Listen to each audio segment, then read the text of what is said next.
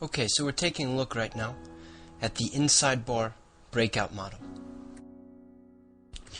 As we can see, it is currently active on the CAD franc. We will be trading the daily time frame. This model will be executed once again on the daily time frame. We're going to discuss in this order components of this model. We'll discuss in the order of entry, targets, stops, and any other discretionary elements that may exist within the model.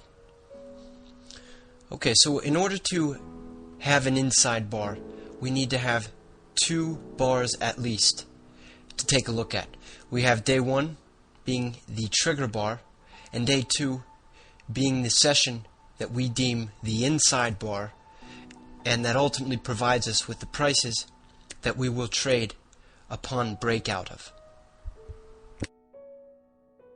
So we have day one with a large range, low to high range, relative to day two, also known as the inside bar. You have a lower high and you have a higher low. At the close of day two, at the close of session two, we will determine is there a valid inside bar or not. We will not trade an inside bar breakout until the close of day two, until the close of the inside bar. So the entry is going to take place at the start of session 3. So we have day 1 trigger bar, day 2 inside bar, day 3 comes along and is ultimately considered the breakout bar. We will buy at market if at any point during day 3 the bid trades above the high of the inside bar.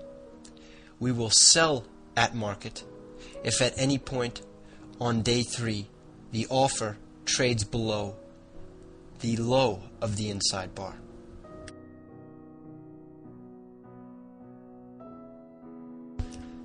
Okay, now let us take a look at where we will attempt to take partial profits off.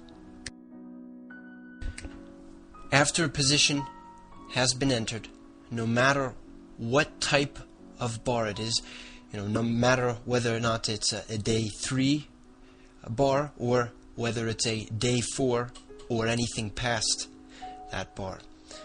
If it's a day 3 bar or anything for that matter, if we're in a position, we're always going to be looking to take partial profits off, and the target will be a percentage extension of the inside bar range.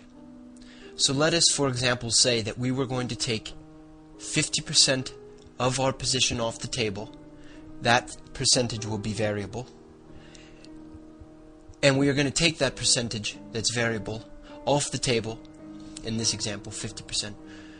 We're going to take that off at the, for example, 60% extension of the inside bar. So let's take a 10 pip inside bar. 60% of that would be 6 pips. So if we would buy, we would look to take 50% of our position off the table at the 60% extension. Once again, both of those percentages will be adjusted. I will let you know each day where we're looking to take profits off and how many in terms of percent, how much are we looking to take off the table.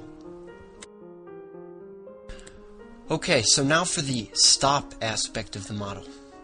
As we said, on day 3, if your bid's above the high, you're going to be buying at market and closing any shorts. And on day 3, the breakout bar, which is not here, you can't see it right now because we're still, trying to form an inside bar on this CAD franc. We'll be buying at market, closing any shorts if our bid's above the high, selling at market, and closing any longs should the offer be below the inside bar low. So we know where the stop is for day 3. For day 4, our stops are going to be either trailing and the amount of sessions that they trail, I will inform you prior to the session's beginning, or I will activate a break-even mechanical adjustment, if you will.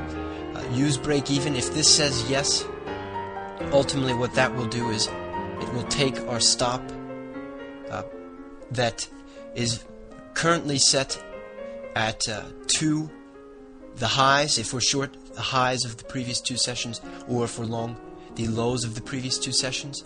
That's where it is set right now. Again, that is variable. I can change that. And if we have this use break-even activated, if it says yes here as opposed to no, and this use trailing says no, what will happen is instead of using the highs of the previous 2 days as your stop position for a short, or the low of the previous 2 days for a long, instead of that, you will see your stop move to 4 pips of profit if the market moves 15 pips in our direction. Okay, so that's again if this use break even says yes and the use trailing says no.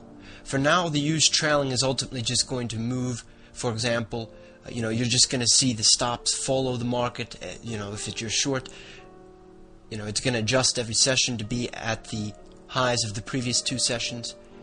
It's just going to trail in that sense. And if we use the break even as opposed to trailing, once we hit 15 pips, we're going to see 4 pips of profit secured. The stop will go there. Slippage could still take place there. Okay, so we know 2 variable aspects of this model. Number one, the taking off and target aspect. The range, the inside bar range percentage extension is currently set at 49%. Okay, the closing portion is currently set at 60%, so ultimately you take 60% of the position off at the 49% extension. That's what it's set up right now. Those are again variable, just as the break-even profit, which essentially says, if it goes this amount, move the stop to break-even pips of this amount. At this time it's set as 4. And again, the trailing is the high or low of the previous 2 sessions, and again that can be turned on or off. A final component that is variable of this model will be what markets I'm turning it on. What markets am I going to say the inside bar breakout can execute itself upon? That will be discretionary. I will say this: if they give us United States dollar crosses with inside bars, we're more likely than not going to be at least trading 2 of those. Okay, so we have again discussed the entry, the targets, the stop, and any other discretionary elements of this model.